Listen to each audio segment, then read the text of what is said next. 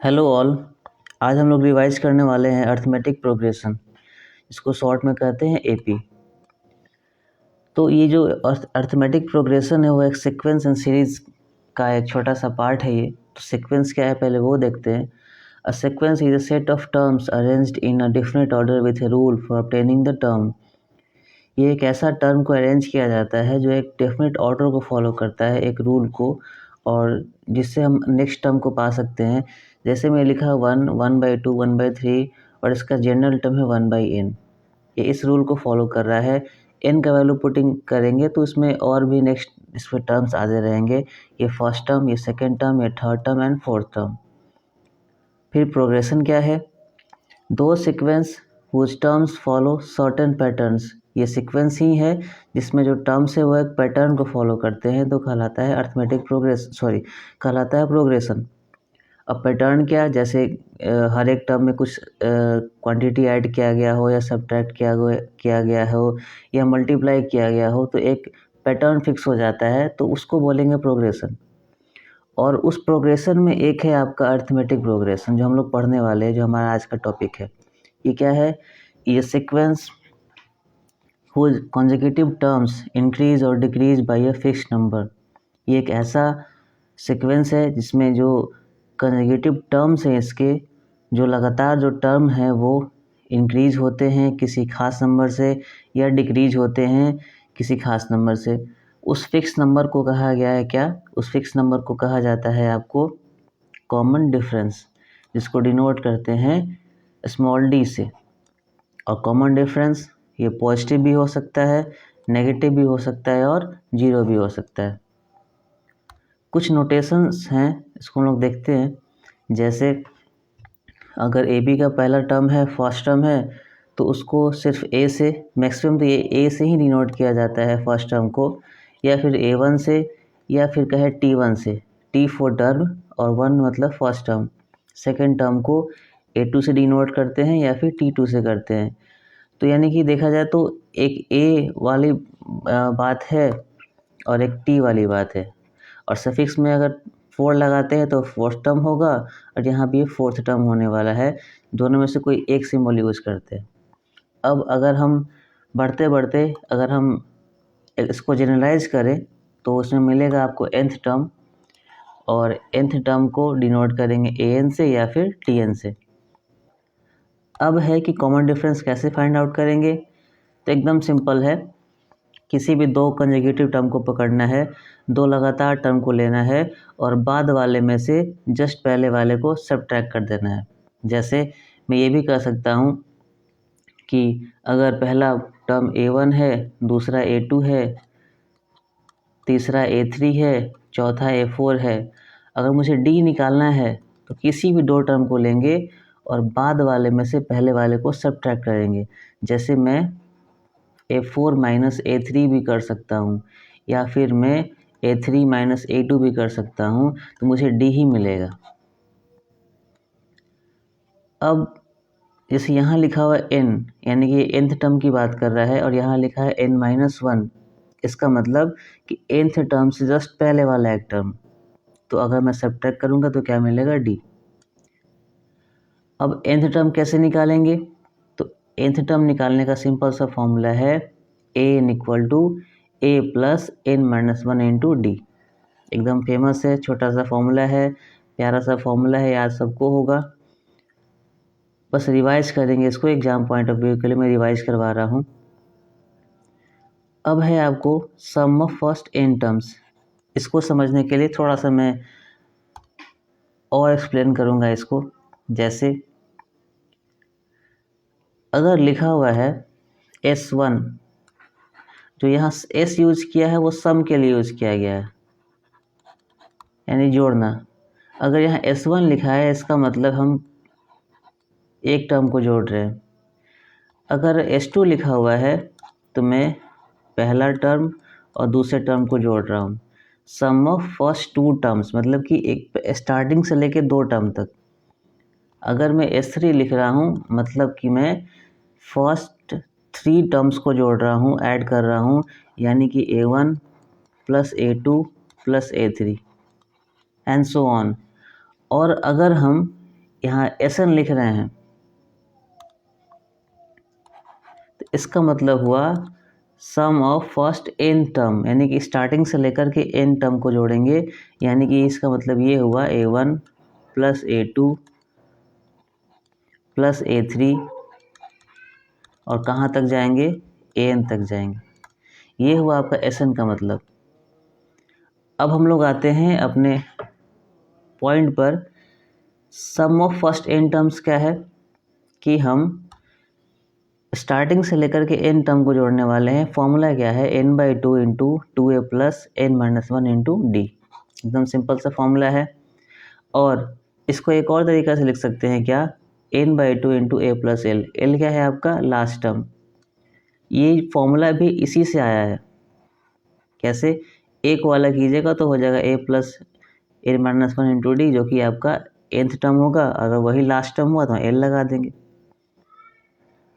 अब एक और फॉर्मूला है d का, हम लोग उसको देखने वाले हैं।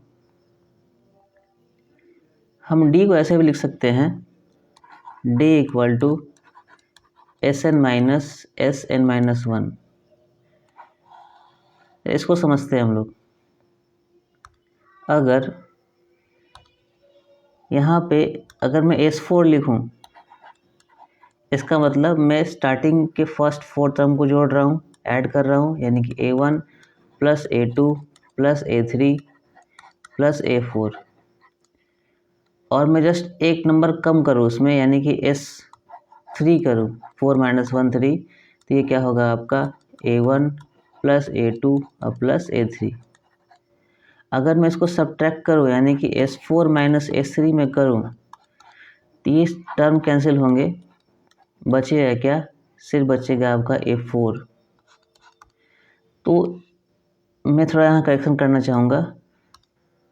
इसमें अगर मुझे An निकालना है, सॉरी ये D नहीं, अगर मुझे An निकालना है तो उसका एक फॉर्मूला ये भी होता है, Sn माइनस Sn-1। तो इसको भी आप लोग माइंड में रखेंगे, एग्जाम सॉल्व में जाते समय इसको ज़रूर यूज, कहीं कहीं यूज हो जाता है इसका भी। आते हैं हम लोग नेक्स्ट पॉइंट पे। अर्थमेटिक मीन, हमारा जो नेक्स्ट पॉइंट है वो है हमारा अर्थमेटिक मीन। अब अर्थमेटिक मीन है क्या, अगर हमारे पास AP के 3 टर्म हैं तो मिडिल वाला टर्म कहलाता है उसका अर्थमेटिक मीन। जैसे अगर ABC, अगर ये 3 टर्म AP में है तो B कहलाएगा इसका अर्थमेटिक मीन। तो अब फॉर्मूला क्या है, तो अगर कोई नंबर, 2 नंबर A और B है तो इनके बीच का इनका अर्थमेटिक मीन क्या होगा, दोनों को ऐड करेंगे, 2 से डिवाइड करेंगे। और सिंपली देखा जाए, अगर n पॉजिटिव नंबर्स हैं जैसे A1 A2 A3 An तक, तो इनका अर्थमेटिक मीन क्या होने वाला है, सबको जोड़ेंगे और संख्या से जितने भी नंबर हैं उसे डिवाइड कर देंगे। n नंबर से यहाँ n से डिवाइड किया गया है। ये हो गया आपका अर्थमेटिक मीन। अब होता है कि AP सॉल्व करते समय कभी कभी हम लोग को AP का टर्म को एज्यूम करना पड़ता है। तो क्वेश्चन है कि क्या एज्यूम करें कि उसको सॉल्व करना आसान हो जाए, क्योंकि अगर यहाँ देखा जाए AP में 2 ये वेरिएबल्स हैं, एक A और एक D। तो जितना ही वेरिएबल्स कम बनेंगे इक्वेशन बनाने में, उतना ही जल्दी सॉल्व होने वाला है। तो ऐसे तो क्वेश्चंस आते हैं कि AP के 3 टर्म हैं, उनका सम इतना है, प्रोडक्ट ये है, तो AP की टर्म्स निकालें। तो उसके लिए मैं यहाँ मैं हिंट दे रहा हूँ कि कैसे AP के टर्म को हम लोग को एज्यूम करना है। जैसे अगर किसी क्वेश्चन में मान लीजिए मुझे 2 टर्म लेना है AP का, तो क्या लेंगे, A माइनस D और A प्लस D। क्या बेनिफिट होगा इससे, बेनिफिट ये होगा कि अगर मुझे इस क्वेश्चन में लिखा हुआ है कि उन AP के टर्म का सम ये है, तो जैसे ही सम करेंगे तो ये D कैंसिल आउट हो जाएगा, बचेगा सिर्फ 2A, और सिर्फ एक वेरिएबल होगा और इसको सॉल्व करना आसान होगा। सिमिलरली अगर मुझे 3AP के टर्म को एज्यूम करना हो तो क्या लेना होगा, A माइनस D ए और ए प्लस डी, क्योंकि इनको ऐड करने पर डी वाले टर्म कैंसिल होंगे, बचेगा सिर्फ 3a और एक ही वेरिएबल है, सॉल्व करना आसान होगा। क्या ये दोनों एपी में है? हाँ एपी में है। तो कॉमन डिफरेंस कितना है इनका कॉमन डिफरेंस देखेंगे तो कितना है, तो आपका 2d है। यहाँ पर कॉमन डिफरेंस d है क्योंकि हर एक टर्म में d ऐड किया गया तो नेक्स्ट टर्म मिला है। अब अगर मुझे 4 नंबर्स एज्यूम करना होगा एपी में तो क्या लेना होगा हमको, क्या लेंगे तो आसानी से बन जाएगा question, a minus 3d, a minus D, a plus D और a प्लस 3d। अगर मुझे 5 नंबर्स लेने हो, जनरली आपको 2 या 3 तक या मैक्सिमम 4 तक आप एज्यूम करेंगे, और थोड़ा और हाइयर जाना चाहते हैं तो अगर मुझे 5 टर्म्स एज्यूम करना होगा एपी का तो a minus 2d, a minus D, a plus D और a प्लस 2d। और मुझे 6 करना होगा तो आप ये इसको एज्यूम कर सकते हैं। सब में देखेंगे ऐड करने में सब डी कैंसिल होने वाला है, तो ऐसे हम लोग एज्यूम करेंगे तो जल्दी क्वेश्चन बनेंगे बिना किसी ज़्यादा डिफ़िकल्टी के। मूव करते हैं हम लोग नेक्स्ट टॉपिक पे, और वो है आपका कुछ रिजल्ट से इम्पोर्टेंट जो फॉर्मूला बेस्ड है, उसको आप लोग याद रखेंगे। कभी कभी डायरेक्ट क्वेश्चन आता है ऐसा ऑब्जेक्टिव वाला।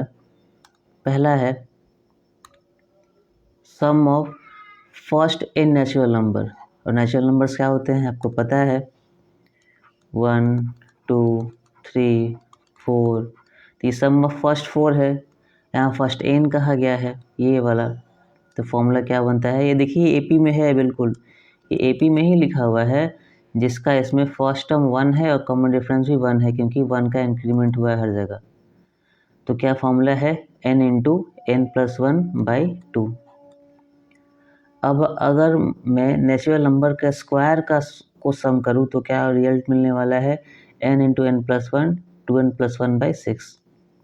और अगर इनके क्यूब को ऐड करूँ तो क्या मिलने वाला है, n इंटू एन प्लस 1/2 का होल स्क्वायर, जस्ट इसका स्क्वायर किया गया है। और इस सिग्मा का क्या मतलब है, सिग्मा मतलब होता है समेशन, जोड़ने के लिए यूज किया जाता है। आते हैं हम लोग नेक्स्ट टॉपिक पे। हमारा नेक्स्ट टॉपिक है,